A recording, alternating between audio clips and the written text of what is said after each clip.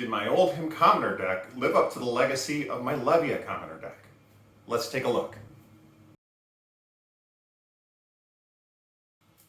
Hi friends, welcome back to Nearly Sane Games. I'm Neil, and this is the Armory Report. Now last night's Armory was a Commoner event, and I brought my new Oldhim deck. And now let's take a look and see how he did. Now my first match was against an Azalea. And this match was very interesting. Azalea starts coming out and throwing 9 power arrows at me. And I was kind of a little bit surprised. It was a lot of 9 power attacks coming at me. But the downside of this was that Azalea was using a lot of cards to get to that 9 power. So when I swing back, I'm coming back for 7 each time, and they are blocking with 1 card in order to try to maximize their damage on their next turn. This gives me a lot of power and a lot of leverage, and eventually I also brought over a Snow Under with my Goliath Gauntlet for 9, which was, you know, a devastating attack for them. But when I got them down to a low life total, I believe they were at 4 and I was at 11. I was pretty sure that the game was over at that point, because from there I could swing 7 power attacks all day long, and they're going to have to start pulling 2 cards from their hands to defend that and not die. And that's exactly what happened. They eventually took a turn off, and I was able to drop a 7 power Snow Under with a yellow pummel on top of that for the final kill. My second match was against Dory, and I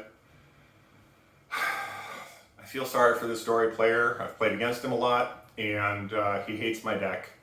Again, the consistency, every turn, throwing a 7 power attack.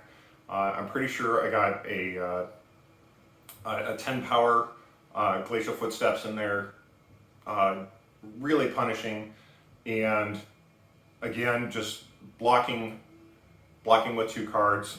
As I got him to a lower life total, he would start to swing Dawnblade, and I just block for 6. It'd be Dawnblade for 3, block for 6. Dawnblade for 3, block for 6.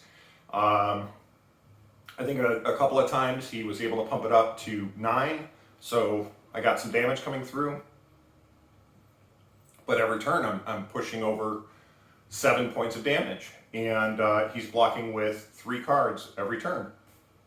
And so it was just kind of an inevitable thing. I fatigued him, and I had plenty of cards left over. He was at 1, I was still at 9, so just consistent power, able to come through with that one.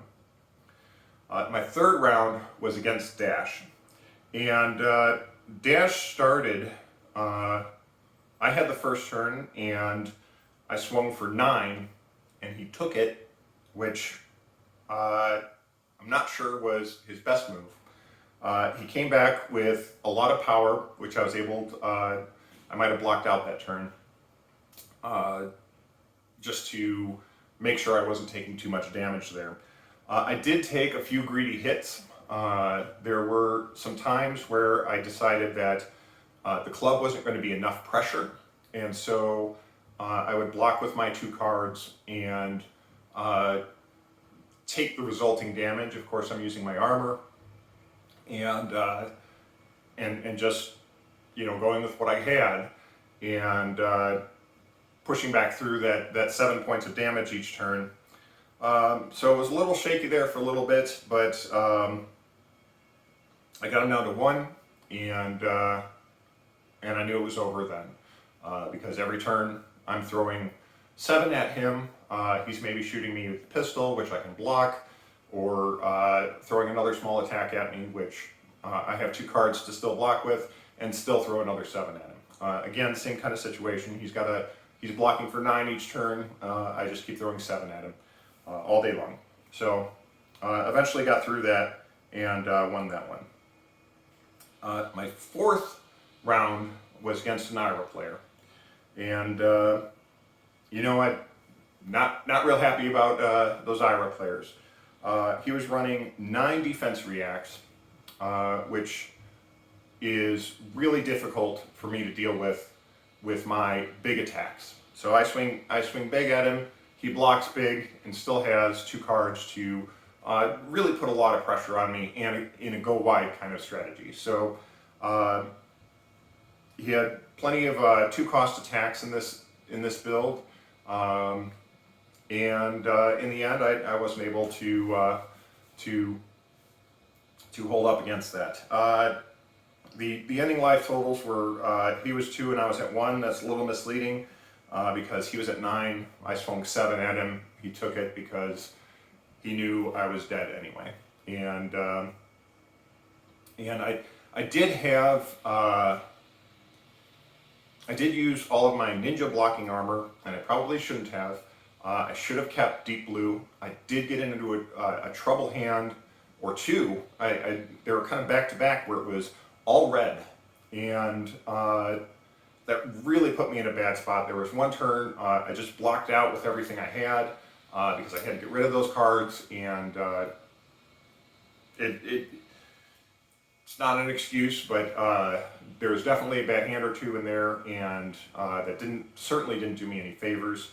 I should have kept deep blue in there to get me out of that situation, but I was so focused on blocking all the ninja attacks.